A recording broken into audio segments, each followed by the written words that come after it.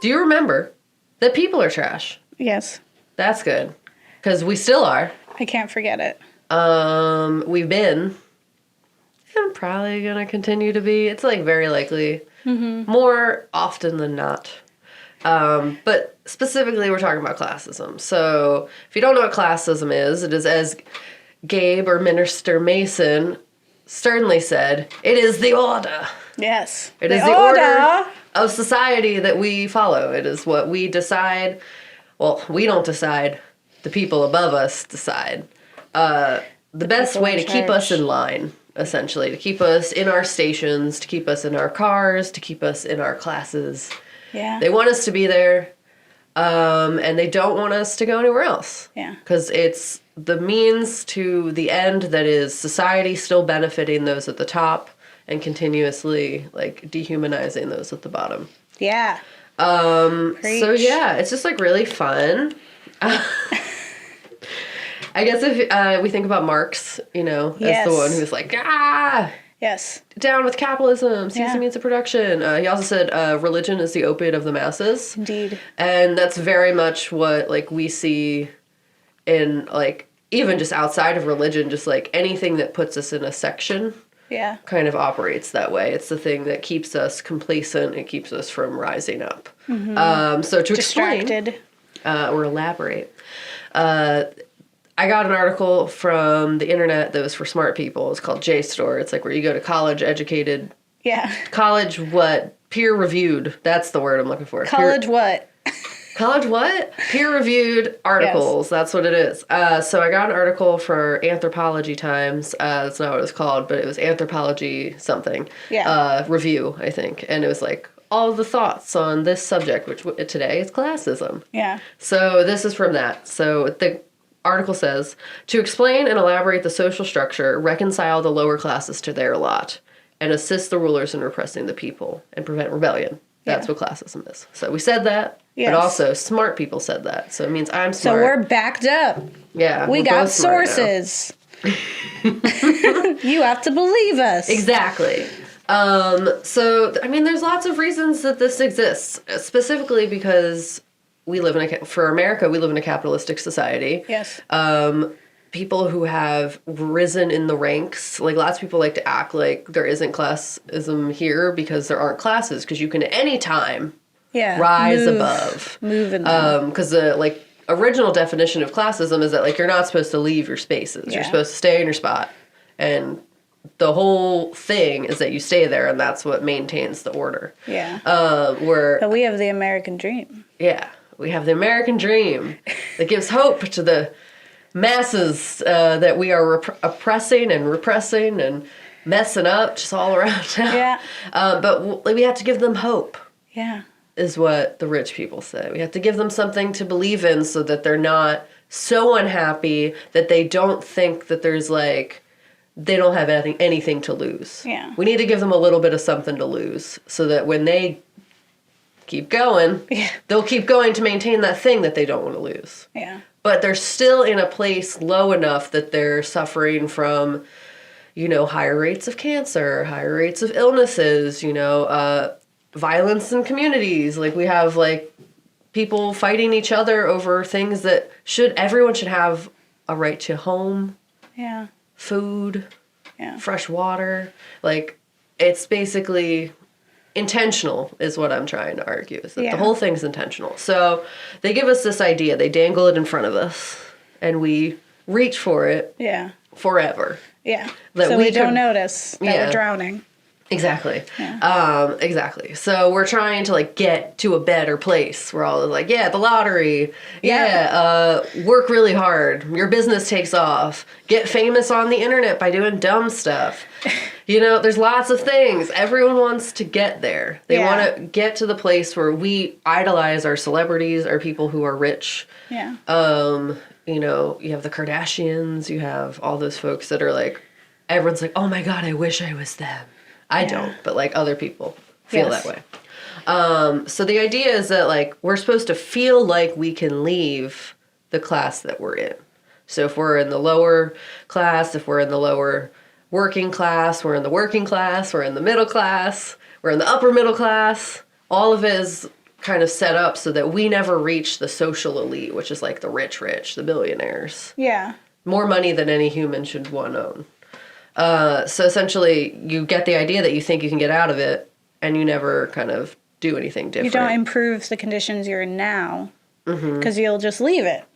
Yeah, it's totally fine. Yeah. We're going to get that magic ticket. We're going to get the lottery. We're going to get rich real quick, real easy. You're not going to have to worry about it. And then even those that's like, you have the American dream where it's like you work hard enough, you sacrifice enough, you prioritize your dream, it'll happen. Yeah. Where it's like, that's not always the case. And then you're making it the fault of the like small business owner, the like little guy, essentially, instead of the fact that there's much more risk for people making business than those investing in it. Yeah. And like we have people who are working their butts off who, from no fault of their own, is just like not able to make ends meet, not able to like rise above where they are because the system is set up that that's not possible. Yeah.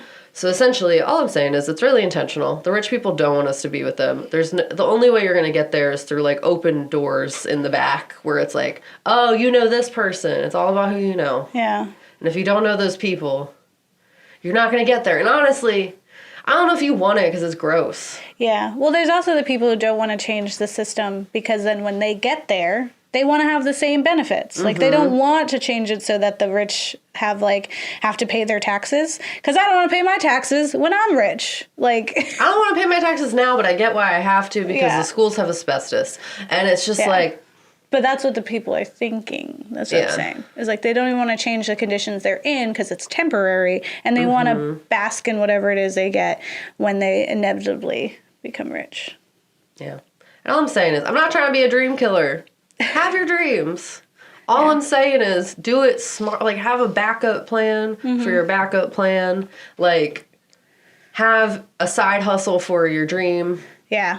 Like, you know what I mean? Like, you need something that's going to catch you if something goes wrong. And, like, I feel like people just think they're gonna go until they make it. They don't care if, like, they die along the way. They're just going to go until they make it. And it's like, you got to... One, it has nothing to do with you, whether or not you're talented, whether or not you're wonderful, whether or not you're like the greatest person that's ever lived. Yeah. If it is not seen from those who make those decisions, you probably won't. Yeah. And that's really sad. But essentially, that's the whole thing. And then we pit the classes against each other. So that's like the other piece. So it's like you have the middle class thinking they're better than the lower working class. We have the working class thinking they're better than the lower working class because they're just a little bit above. Yeah. You always have this idea that, like, I am in a better place than someone else, so at least I'm not in their shoes. Yeah. So it's like, how lucky am I? And then it's like, I am up here, so clearly I am closer to achieving something better than those under. So it's like when people think that, like, they could never be homeless. They could never do... It's like, you don't know what your life's going to have. You're going to have situations that happen, and then you're going to have an awakening and be like, wow, I was a real jerk all that time. Yeah. And it's just like... And then we have the upper class, so, like, the upper middle class even, who's not even that rich. Like, they're living comfortably. Yeah. You know what I mean? And they actively support this elite class that doesn't want anything to do with them except for them to just continue to idolize and want to work to be more towards them when they never will. And then they just blame the lower classes for all the problems of society, which is also very intentional. Yep. So they're putting drugs in places, they're putting... Like, they're like lighting communities on fire, essentially, and then being like, oh, it's the fault of the people who are in those communities, not the people who brought all the bad stuff in. Yeah, not the school-to-prison pipeline. Nope. Yeah, no, that's not the problem. It's the poor people. Yeah. It's the immigrants. Look what they're doing. Yeah. Not that we don't give them any other choice, but look what they're doing. Yeah. They're so doing that's the anyway. whole thing. And it's just like, there's people, I know tons of people who, and it just hurts me, because they believe wholeheartedly that there are people who deserve dehumanizing levels of poverty. Like poverty that no person who is alive, no anything that is alive and sentient and here should ever have to experience. Yeah. They think they deserve it. Yeah. And no one does. Yeah. And that's, like, I think the hardest thing. It's like when you're arguing about, like, politics and stuff. That, like, if they don't see that, it's very hard to convince them otherwise. Yeah. It's like, it's not saying you'll never get there. They did it to themselves. Yeah, they didn't, is the whole thing. So, I have an article from USA News, I think? USA News? Yeah, look at me know stuff. USA News. It's about basically how in America specifically, we have recently, in the last 30 years, very intentionally and very drastically limited the upward mobility in our country. So, like, we used to have the American dream when we first started, you know, you work your way up, you shake the right hands, you get in the right doors, you know, you're making a lot of money. There was a lot more, like, underdogs who rose up that, like, that's who we idolize now, and that's part of the problem. But, like, there was a lot more upward mobility before. Yeah. It was like, if your parents moved up, then you, as a child, had more likely a chance to move up, where that's no longer the case. So, essentially, the last 30 years, Christopher Sandy Jenkins. He's a Malcolm Weiner professor of social policy at Harvard Kennedy School. So essentially, he said, the decline in jobs and the employment rates for less skilled workers have increased so much that, like, the number of households with children without male breadwinners is, like, impacting the economy. The demand for college graduates outpacing the pool of job candidates. I know we're facing that as millennials. We all were told to go to college, but there's not enough jobs for us. Yep. We just have all this debt. Yay. And they're like, why aren't they buying houses? It's because they don't want kids. It's like, because we can't afford food. Yeah. You got baby money? No. Mom? I barely have cat money. Yeah. I have one cat. Yeah. Two, technically, because we share. Yeah. And, who's affording this? It's like, it's hard enough to just pay basic rent that isn't that high. Yeah. Like, what do you mean? Yeah. It's because the economy sucks. So, we have loans. The share of income flow from the top 1% earners is doubling, essentially, instead of us kind of getting a share across the board. So it's because of deregulation, globalization, and speculation in the financial service industry. So when they shipped everything overseas, when they shut down all the oil and the coal and the industries that we had in America. We used to have industries, which I mean is bad for the planet. Yep. But a lot of people had jobs in those spaces that no longer have jobs, and it's really messing us up. We are just like continuously pushing the elite up, and then not helping those in the middle and lower class. Like our middle class is shrinking. Yeah. And basically, the cause of this, which shocking, guys, taxes are important. Taxes are important. Yeah. I know we didn't like the British, but we didn't know them. So we have no reason to hate taxes as hard as we do. Yeah. There's no reason. We don't need to be throwing tea. Stop teaching American history then. Because if that's like the lesson that we all should just hate taxes, it's stupid. Yeah. You need taxes to make stuff work. It was taxation without representation. We have representation sometimes. Yeah, that's the thing I'm saying. So like, everybody chill. We need to pay taxes because guess what? The causes of poverty are when you don't have enough taxes in an area, essentially, that will cause decreases in K-12 education, where it's like you have schools filled with asbestos or no air conditioning, and it's so hot in the summers that kids are falling asleep and passing out because they can't stay awake because they're suffering from heat stroke. Yeah. You have unclean water. You have water with little like lead and poison in it that you're feeding to your children. Still does not have clean water. Also Philly. Yeah. Like it's everywhere. It's so bad. Fracking.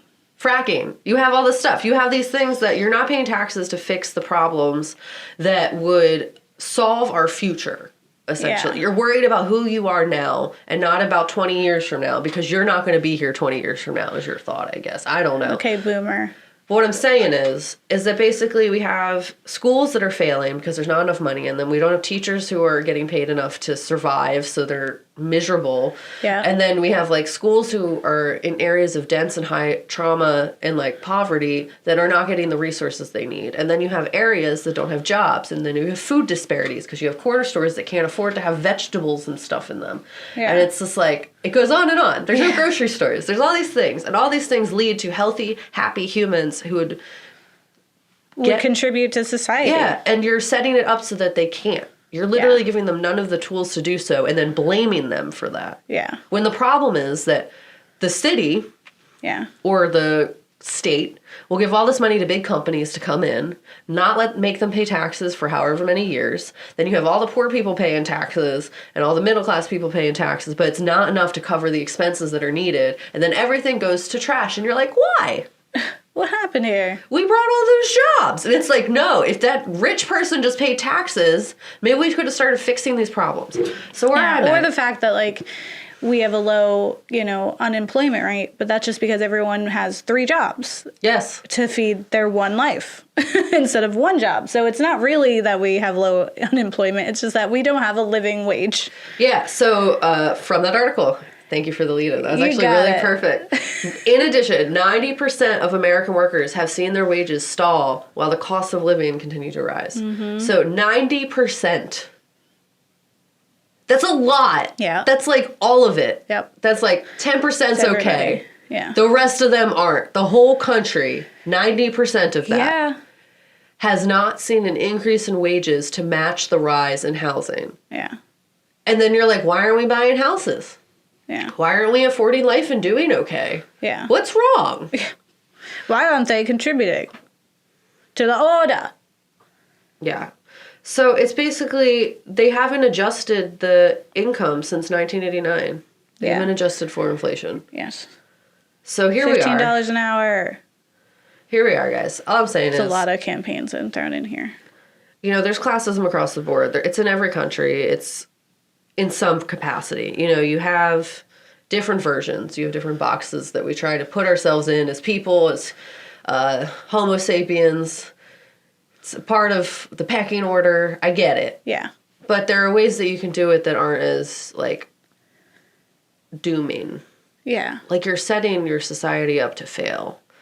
And then also, you're just, helping people who are, they don't even realize how much they're hurting. Yeah. They don't realize how much they're hurting the people underneath them. Because they're convinced that they did it to themselves. Yeah. So if anything, they don't see them as needing help. Yeah. And they're comfortable. Yeah. So why would they question that? Yep.